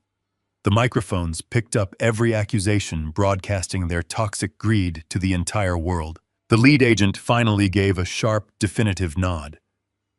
Two local police officers stepped forward and grabbed Nicole by the arms, roughly pulling her hands behind her back and slapping a second pair of heavy steel handcuffs onto her wrists. She kicked and thrashed her heels, slipping on the polished floor, still screaming absolute profanities at her husband. Brian kept shouting over her, loudly begging the agents to offer him a plea deal, promising to testify against his wife, as they physically dragged him backward down the long center aisle of the grand ballroom. The elite guests parted ways immediately. The billionaires, the industry leaders, and the media personnel watched in absolute horrified silence as the two people who had arrived, looking like corporate royalty, were hauled away like rabid animals. The massive wooden doors of the grand hall slammed shut behind them, with a heavy final thud, instantly cutting off their frantic, pathetic screaming. The bright flashing lights of the cameras slowly faded. The chaotic, suffocating energy rapidly drained out of the massive room, leaving behind a profound stillness. I stood perfectly still on the center of the stage, looking out over the silent, stunned crowd. I looked down at Oliver, my lawyer, who gave me a slow, deeply respectful nod. I looked over at Tyler, my grandson, who was staring blankly at the closed wooden doors, quietly processing the permanent, irreversible end of his former life. The grand hall was completely quiet. The suffocating storm had finally passed. The brutal war I had waged in total silence was officially over. My empire was entirely secure, and the absolute order of my life had been flawlessly restored. The deafening chaos of the grand ballroom had entirely evaporated, replaced by a hollow, ringing silence. The flashing cameras, the shouting reporters, the federal agents hauling my son away in heavy steel handcuffs. It was all gone. What remained was the glittering debris of a shattered empire. Broken champagne flutes, abandoned cocktail napkins, and the scattered, trampled pages of the forensic accounting report littered the expensive hardwood floor. The elite guests had fled the scene as quickly as their luxury town cars could carry them, wanting absolutely nothing to do with the toxic fallout of my family's spectacular public execution. I stood near the edge of the stage, the heavy silence settling over my shoulders, and looked across the vast, empty hall. There, huddled in the dark shadows of the grand, sweeping staircase, was Tyler. My 22-year-old grandson had completely collapsed. He was sitting on the bottom marble step, his elbows resting on his knees, his face buried deep in his hands. His shoulders shook with violent, silent sobs. He had just watched federal agents drag his mother and father out of the building to face decades in prison. He had just stood in front of the world and permanently destroyed the only family he had ever known. I knew exactly what was crushing him in that moment. It was not just the trauma of the betrayal. It was the terrifying, suffocating realization of his new reality. An hour ago, he was the privileged heir to a sprawling real estate fortune, a young man who had never had to worry about a single credit card bill or tuition payment. Now he was the son of 2 convicted felons. His last name was permanently stained with the ugly brush of a massive federal fraud scandal. The imaginary trust fund his parents had promised him was completely gone, replaced by a staggering mountain of student loan debt that he was now entirely responsible for. He had absolutely nothing, and he was completely alone. A younger, softer version of myself might have walked over to those stairs and wrapped my arms around him. I might have told him that everything was going to be all right, that I would fix it, that I would write a massive check and make the pain go away. But I had learned the hard way that shielding a young man from the harsh consequences of reality does not protect him. It only corrupts him. That kind of blind, unconditional financial coddling was exactly what had turned his father into a monster. I was not going to make the exact same mistake twice. A few yards away, a hotel janitor had nervously emerged from the service corridor. He was holding a wide, heavy push broom, looking around hesitantly, unsure if he was allowed to start cleaning the crime scene. I walked over to the young worker, reached out, and silently took the heavy wooden broom from his hands.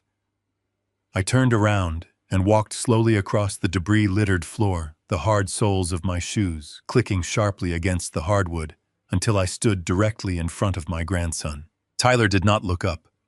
He just kept crying, entirely consumed by his own devastating grief. I did not kneel down to his level. I did not offer a gentle, comforting whisper. I held the broom out and simply dropped it. The heavy wooden handle clattered loudly against the marble steps, landing just inches from his expensive leather shoes. Tyler flinched, pulling his hands away from his tear-streaked face. He looked down at the broom, then slowly tilted his head up to look at me. His red, swollen eyes filled with absolute confusion. "You did a very brave thing tonight, Tyler," I said, my voice perfectly steady, carrying a firm, unyielding authority. "You stood up in front of the world and chose the truth over a comfortable, profitable lie. I respect you for that. But crying on the floor of a luxury hotel is not going to pay off your student loans. It is not going to put food on your table, and it is certainly not going to rebuild your ruined reputation." Tyler stared at me, his breath hitching in his throat. He expected me to save him. He expected this billionaire grandfather to pull out a checkbook and magically erase the terrifying uncertainty of his future. I looked him dead in the eye, and shattered that expectation immediately. "The illusion of your wealth died tonight," I told him, gesturing to the empty, messy ballroom around us. "Your parents spent their entire lives trying to steal their way to the top because they were fundamentally terrified of hard work. They taught you how to wear an expensive suit, and they taught you how to act like you were better than everyone else, but they never taught you how to actually survive. It is time for you to learn. Pick up the broom, Tyler. Start cleaning up this mess. Honest labor will clear your head.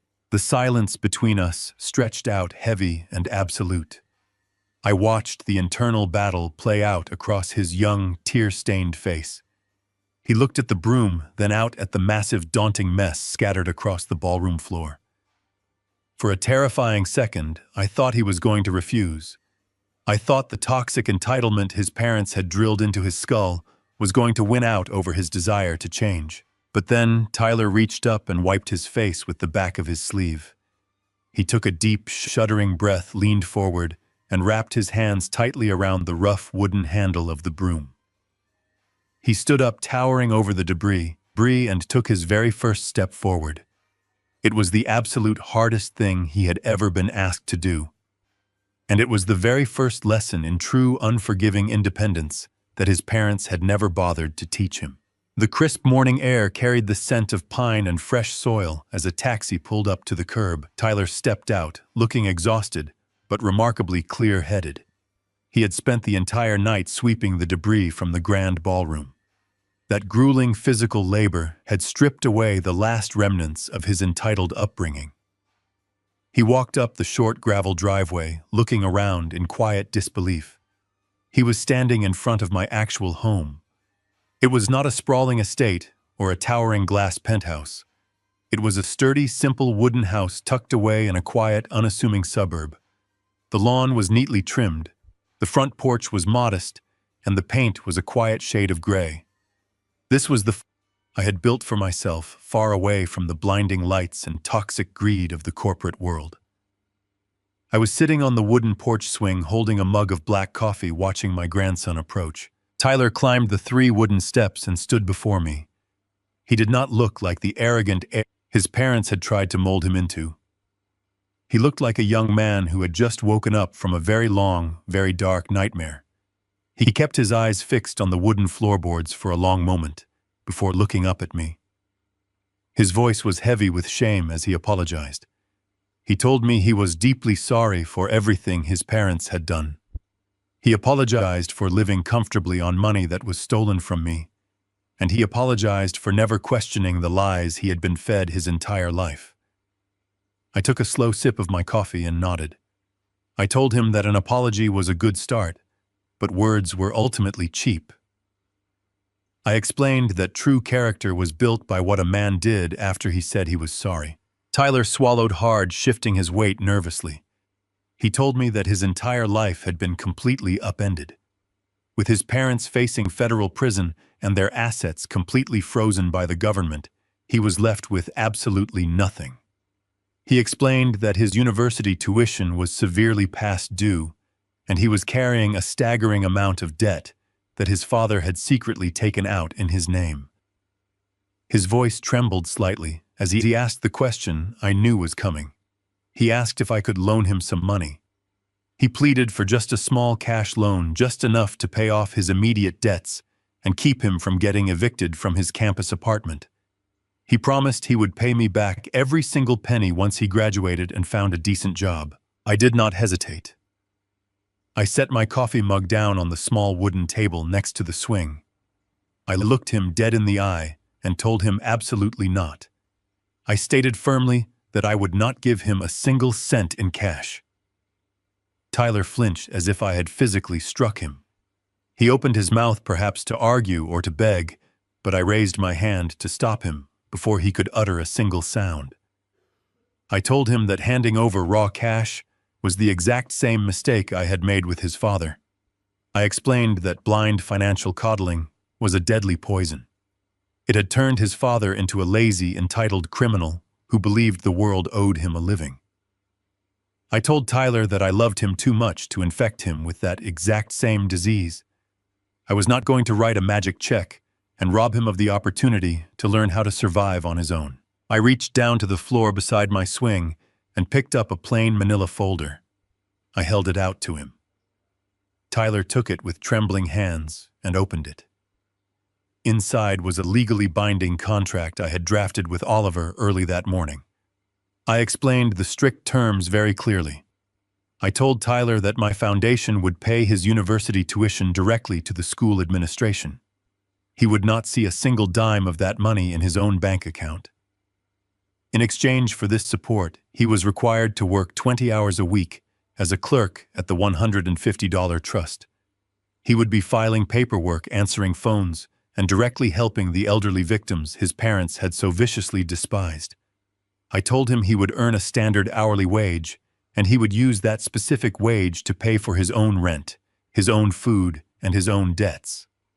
There would be no luxury cars, no designer clothes, and absolutely no free rides. Tyler read the document carefully.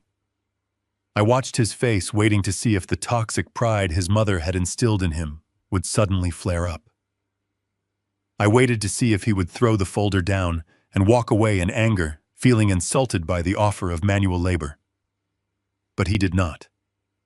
A profound, overwhelming sense of peace washed over his tired features. For his entire life, his parents had used money to manipulate him, to buy his loyalty, and to keep him comfortably trapped in their web of lies. This contract was completely different. It was an honest, unforgiving boundary.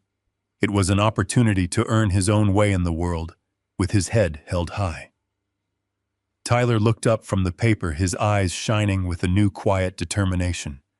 He asked me for a pen. I handed him the silver pen from my shirt pocket. He placed the folder against the wooden porch railing and signed his name at the bottom of the page without a single second of hesitation. The line was definitively drawn, and the foundation for a real family was finally laid. 6 months passed with the relentless, unstoppable momentum of a freight train. The heavy oak doors of the federal courthouse swung shut, sealing out the chaotic noise of the hungry press waiting on the front marble steps. The courtroom was packed to absolute capacity, filled with journalists, former investors, and curious onlookers wanting to witness the final chapter of the city's most infamous family betrayal. I sat in the polished wooden chair of the witness stand, calmly adjusting the cuffs of my tailored suit. Across the wide aisle, sitting at the stark metal defense table, were Brian and Nicole. They did not look like the arrogant corporate royalty who had paraded down the red carpet half a year ago. Their bespoke suits and emerald gowns had been stripped away, replaced by dull, oversized standard-issue prison jumpsuits. Brian looked completely hollowed out. His posture had collapsed, his skin was pale, and his eyes darted nervously around the imposing room. I looked at him, and I did not feel a single ounce of pity. I did not feel a rush of furious anger either. I felt absolutely nothing but the pristine, freezing clarity of a man delivering long overdue consequences. The prosecuting attorney approached the wooden stand and politely asked me to state my name for the official record. I leaned toward the microphone and spoke with a cold, unwavering precision. For the next 2 hours, I answered every single question they threw at me. I detailed the exact timeline of events, tracing the history of their deceit, without shedding a single tear, without my voice trembling, and without showing any sign of emotional weakness. The defense attorney tried to rattle me, attempting to paint me as a vindictive billionaire holding a petty grudge, but my composure was absolute iron. I did not give my son the satisfaction of seeing me break. I laid out the cold, hard facts of his betrayal, letting the sheer brutality of his actions speak completely for themselves. The prosecutor then turned his back to the defense table and walked over to the jury box, signaling the court clerk to turn on the massive evidence projector. He did not just focus on the $4 million embezzlement that had brought the federal agents to the gala. He dug much deeper. He pulled up documents from 15 years ago. The glowing screen behind the judge illuminated the original deed to my old suburban home, right alongside the power of attorney paperwork that had authorized the secret sale. The prosecutor then displayed a verified microscopic forensic analysis of the signatures. The forgery was undeniable. I explained to the silent, breathless courtroom exactly how Brian had orchestrated the theft. I described how he had slipped those specific pages into a thick stack of hospital bills and insurance forms, while I was heavily medicated, completely numb, and actively mourning the death of my late wife. I watched the faces of the 12 jurors as they processed the absolute depravity of his actions. Several of them physically recoiled, their expressions twisting in pure disgust. They saw the calculated predatory forgery from a decade and a half ago, perfectly paired with the brand-new bank statements showing his stolen investor funds. The pattern of his staggering greed was laid bare for the entire world to judge. He had been a ruthless thief his entire adult life, stealing first from his grieving father and finally from the people who had foolishly trusted his business. Brian sank lower into his chair, unable to look at the screen, unable to look at the jury, and entirely unable to look at me. The trial did not drag on. The paper trail was far too overwhelming, the digital evidence too incredibly damning to debate. When the jury foreman eventually stood up to read the final decision, the tension in the room was so thick it felt suffocating. Guilty on all charges. The word echoed through the silent courtroom like a heavy steel vault door slamming shut forever. The federal judge, a stern, unyielding woman with absolutely no patience for white-collar criminals, did not hold back during the official sentencing. She looked directly down from her elevated bench at Brian and Nicole, her voice ringing out with sharp, unmistakable disdain. She condemned their actions as a sickening display of profound moral bankruptcy, noting that they had weaponized family trust for selfish financial gain. She raised her heavy wooden gavel and brought it down with a sharp, echoing crack. She sentenced them both to 15 years in a federal penitentiary. 15 years. It was a perfectly poetic, devastating symmetry. 1 year behind bars for every single year I had spent rebuilding my life from the absolute ashes they had left me in. Brian did not cry out. He did not scream or thrash against the bailiffs like he had at the charity gala. He simply dropped his head, his forehead resting heavily against the cold metal of the defense table. His shoulders slumped as the crushing, agonizing reality finally broke through his thick skull. The terrifying math of his own stupidity was playing out in his mind. He had thrown away a guaranteed inheritance of $1 billion biotechnology empire. He had lost wealth beyond his wildest comprehension, all because he was too impatient and too exceptionally greedy to earn $2 million honestly. He had sacrificed his freedom, alienated his only son, and destroyed his entire future for absolute nothing. The heavy silence in the courtroom lingered as the bailiffs stepped forward. They grabbed Brian by the arms and hauled him to his feet, preparing to take him away. He cast one final broken look back at the witness stand, but I was already turning away perfectly at peace with the justice that had finally been served. The visitor room of the federal penitentiary was a masterpiece of sterile, depressing architecture. Fluorescent lights buzzed overhead, casting a sickly pale hue over the rows of scratched plastic chairs and thick, reinforced plexiglass dividers. I sat perfectly still in my designated seat, waiting. I did not feel anxious. My heart rate was as steady as the ticking of a grandfather clock. I was not there to offer forgiveness or to seek closure.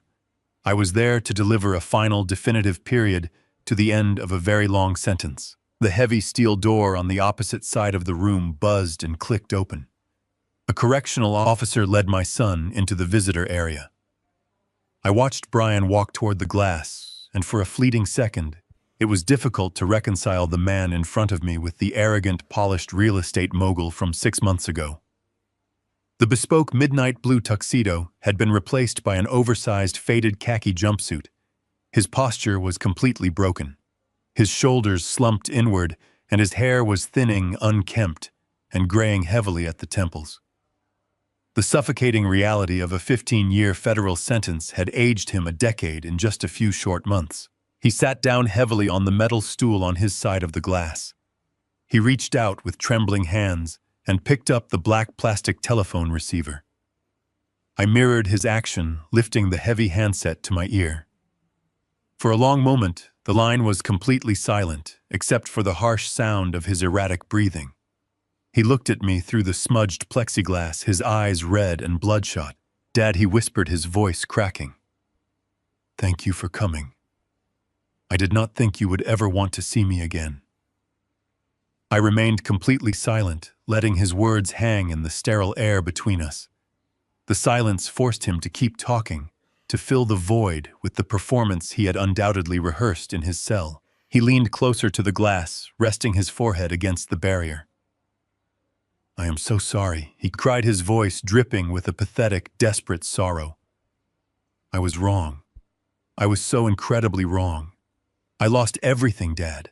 I lost my company, my wife, my son.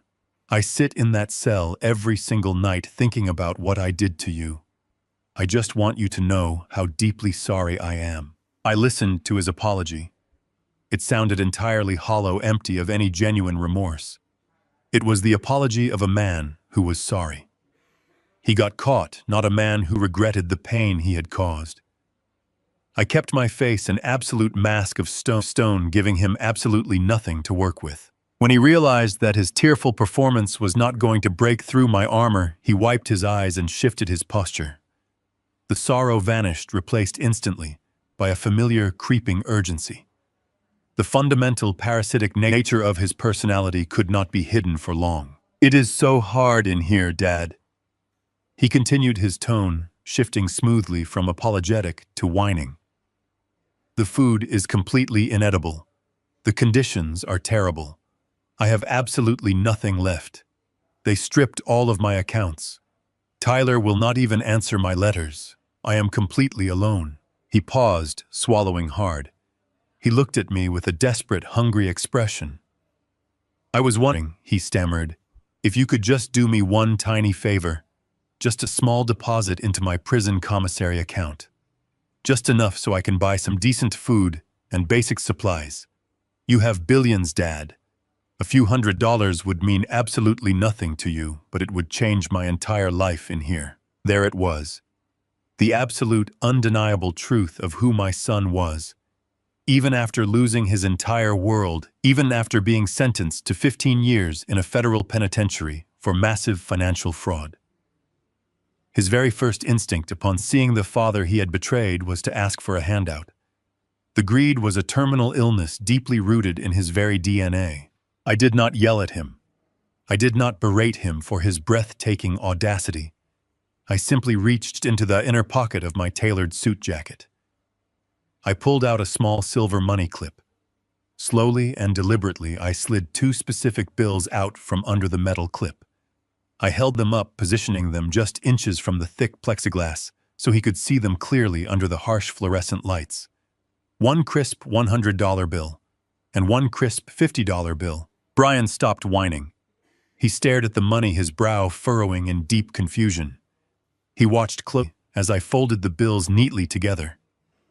I leaned forward and pushed the money through the narrow metal transaction slot, positioned at the very bottom of the heavy glass divider. The folded bills slid through to his side, resting quietly on the metal ledge. Brian looked down at the money. He looked back up at me, his eyes darting frantically, searching my expression for an explanation. "Why?" he asked, his voice barely a whisper. "Why exactly $150? I kept the black plastics receiver pressed tightly to my ear. "Because, Brian," I replied, my voice absolutely frozen and unwavering. "That is exactly what you left me." I watched the realization physically hit him. I watched his mind snap back 15 years to a cold, empty driveway. He remembered the locks being changed. He remembered packing up his car and driving away.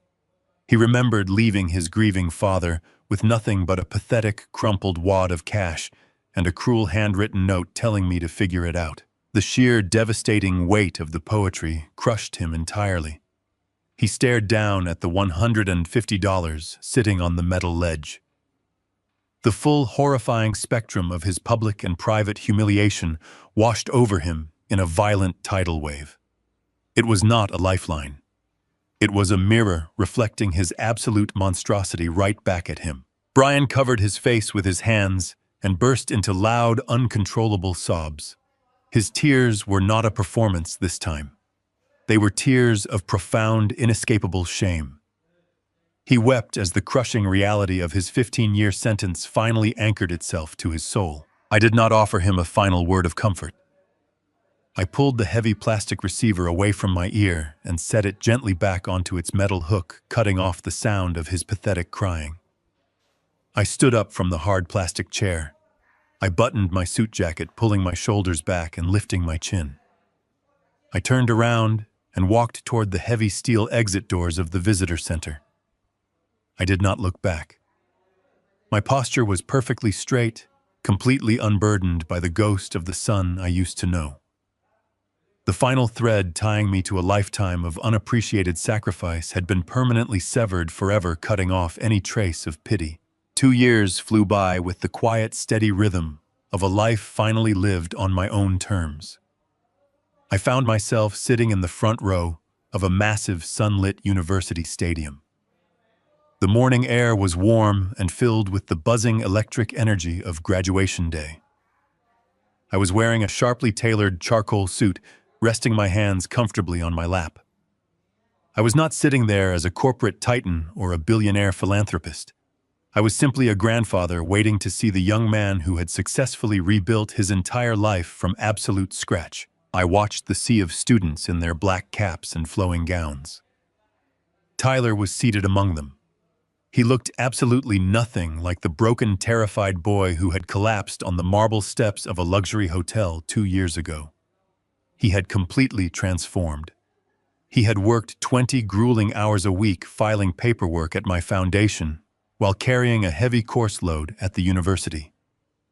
He had paid for his own rent, bought his own groceries, and learned exactly what it meant to earn his place in the real world.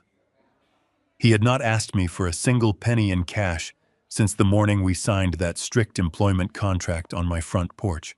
A heavy, expectant hush fell over the sprawling stadium as the university dean stepped up to the wooden podium to introduce the valedictory speaker. When the dean called the name of Tyler, a profound wave of pride washed over my entire body.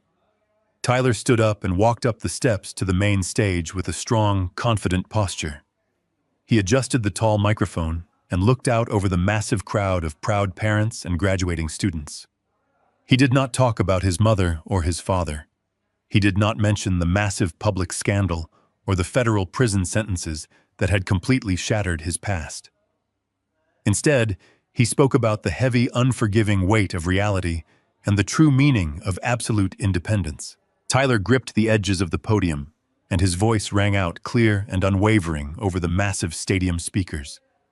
He told the thousands of people listening that the greatest lesson he ever learned did not come from a heavy textbook or a prestigious lecture hall. He said it came in the form of a push broom and a crumpled $150. He spoke about how incredibly easy it is to become trapped in the toxic illusion of privilege and how completely blinding unearned wealth can be. He told the crowd that true survival is not about finding someone who is willing to rescue you when you fall. He said, true survival is about finding the absolute internal strength to stand back up on your own 2 feet when nobody else is coming to save you. Tyler paused his speech and looked directly down at the front row, locking his eyes completely with mine. The entire stadium seemed to hold its breath as he delivered his final powerful words. He said the man who saved his life did not do it by writing a magic check or offering a comfortable lie. He said the man who saved him did it by drawing a hard, unforgiving boundary and demanding absolute accountability. He smiled a strong, genuine smile and told the silent crowd that the man who taught him the true value of a hard-earned dollar and the priceless nature of self-respect was his grandfather. The applause that erupted through the stadium was absolutely deafening. I sat in my chair listening to the roaring crowd, feeling an incredible warmth spread through my chest. I did not clap wildly or shout his name, but the immense quiet satisfaction I felt was deeper than any corporate victory I had ever experienced. The boy had finally become a man. After the formal ceremony, the manicured campus lawns transformed into a chaotic sea of celebrating families, posing for pictures, and exchanging joyful hugs. I stood near the edge of the graduation stage, waiting patiently.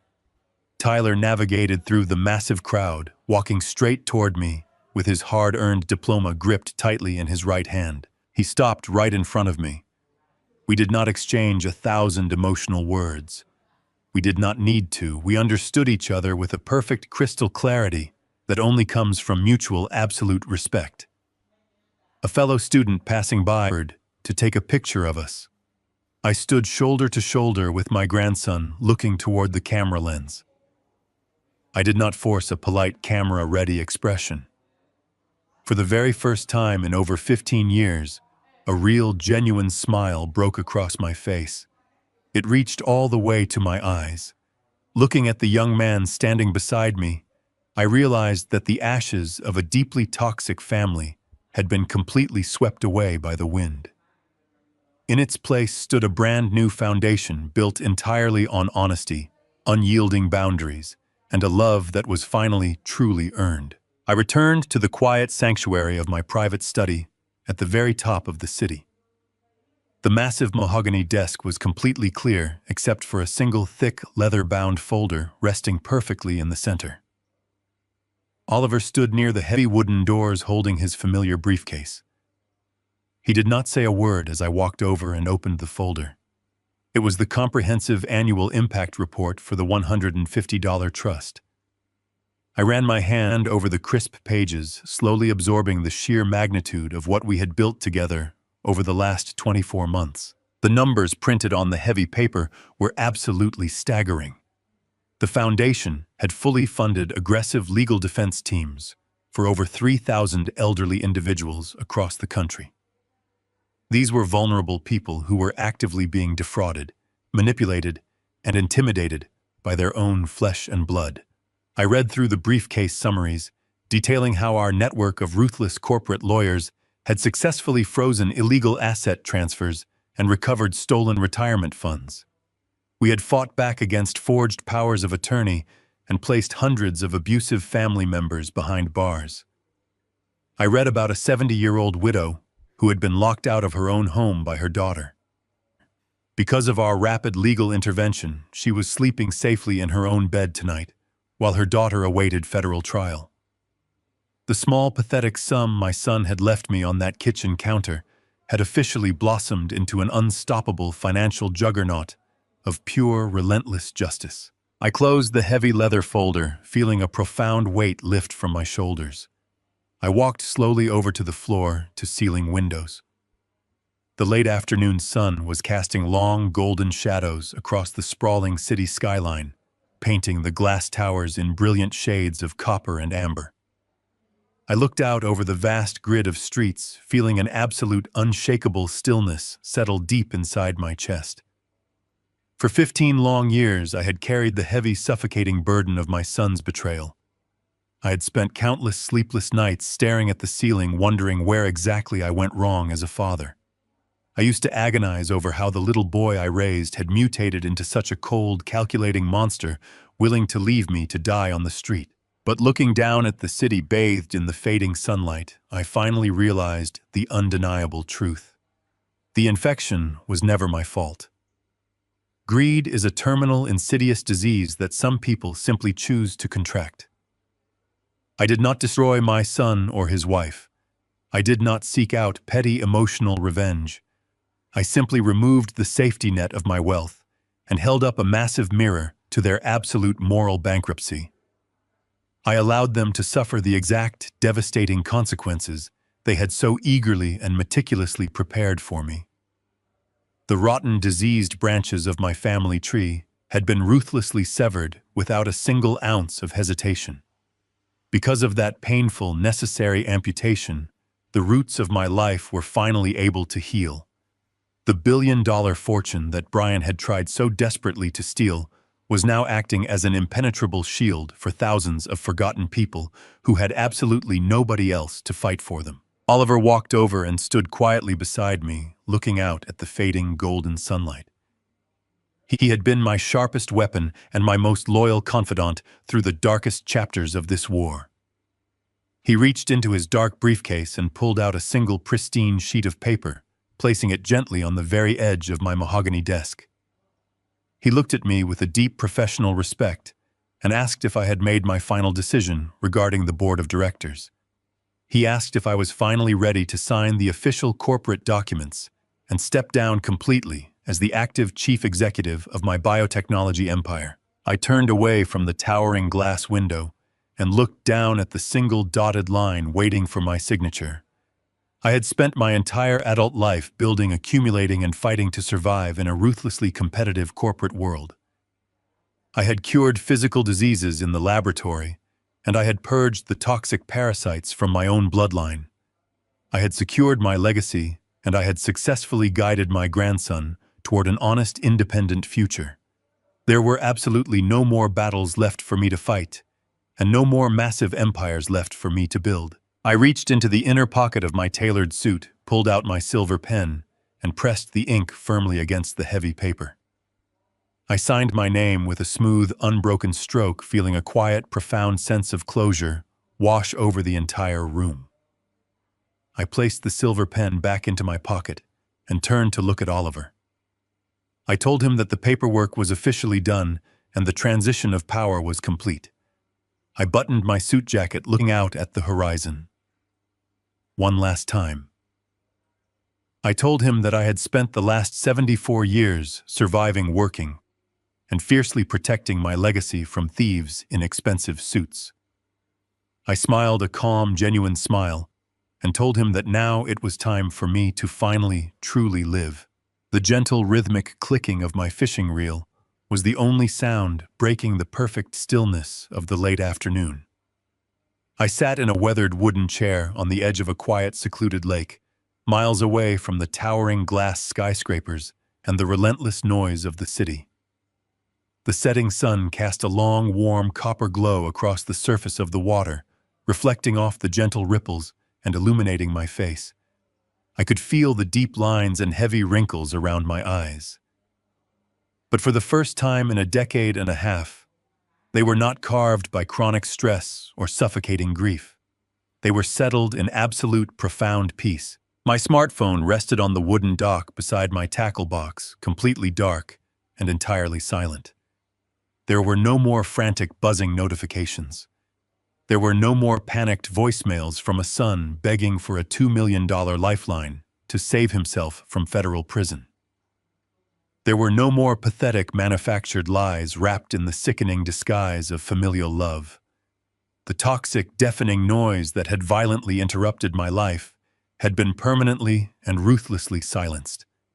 The air out here was crisp and incredibly clean, completely untainted by the desperate greed of a man who had viewed his own father as an expiring bank account. I cast my line out into the deep water, watching the small red bobber settle gently on the glassy surface. I took a slow, deep breath and thought about the staggering, unimaginable distance between the man I was and the man I am today. 15 years ago, I was a discarded, broken shell of a human being standing on a cold, concrete driveway. I was a grieving widower who had just been thrown out like a bag of worthless garbage, expected to simply fade away and die quietly in the shadows. My son and his wife thought my silence was absolute submission. They confused my crushing heartbreak for terminal weakness. They forgot one fundamental, undeniable truth about the man who raised them. I do not lay down and surrender. I did not just survive the cruel, twisted game they forced me into. I completely dismantled it. I bought the board, I changed the pieces, and I rewrote every single rule of their pathetic, parasitic existence. I took the absolute worst betrayal a parent could ever suffer and weaponized it into an impenetrable financial shield for thousands of forgotten people. I did not seek a loud, violent revenge. I simply held up a massive mirror and allowed their own staggering greed to swallow them completely whole. My grandson Tyler is currently sitting at a modest metal desk downtown, earning an honest standard hourly wage. He is paying his own monthly rent, balancing his own budget, and building a future based entirely on genuine hard work. He visits me on the weekends, not to ask for a cash allowance, but to sit on this very dock and talk to me about his college classes, his daily struggles, and his authentic victories. He successfully broke the generational curse of entitlement, and he did it because I absolutely refused to hand him an easy, unearned salvation. I lost a son to the terminal poison of greed, but I managed to save my grandson by offering him the harsh, unforgiving cure of reality. I reeled my line in slowly feeling the satisfying mechanical resistance of the gears. Far away from this peaceful lake in the bustling heart of the financial district stands the grand marble lobby of my foundation. Thousands of people walk through those heavy glass doors every single day, seeking immediate refuge from the exact same financial abuse I suffered. They arrive broken and terrified, and they leave protected by an army of ruthless corporate lawyers. Right in the absolute center of that massive lobby, resting on a polished black granite pedestal, is a small reinforced glass display case. Inside that perfectly illuminated case rests a crumpled $100 bill, a single $50 bill, and a faded yellow piece of paper. The harsh, hurried handwriting is still perfectly legible. You will figure it out. That piece of paper does not sit hidden away in my private study anymore. It belongs to the public now. It serves as a permanent, immortal monument to every greedy, entitled child who mistakenly believes they can rob the parents who gave them life and simply walk away without consequence. It stands as a silent guardian for the elderly, reminding them that they do not have to accept abuse from the people who share their bloodline. I looked out over this quiet lake as the sun finally dipped below the dark green tree line, casting the sky in brilliant shades of violet and deep blue. A cool evening breeze brushed past my face, carrying the scent of pine and absolute freedom. I leaned back in my wooden chair, completely unburdened by the ghosts of my past. Let that small piece of yellow paper serve as a final definitive warning to anyone who mistakes a quiet old man for an easy target. The silence of a betrayed father or a discarded grandfather is never a sign of defeat. It is never an admission of weakness or an acceptance of a cruel fate. It is simply the deep, heavy calm before the absolute storm. It is the quiet, meticulous preparation before the natural order is restored once and for all. The greatest lesson I learned from this ordeal is that blood does not grant someone a permanent pass to disrespect or manipulate you. Family should be a foundation of support, not a breeding ground for entitlement and toxic betrayal. When people show you their true colors by discarding you at your lowest point, you must have the absolute courage to believe them. Rebuilding your life requires severing the ties that bind you to parasites. True wealth is not measured by the money in your bank account, but by the undeniable peace you achieve when you finally stop allowing ungrateful people to drain your spirit. If you agree that respect must be earned, share your thoughts in the comments, hit the like button, and subscribe for more stories.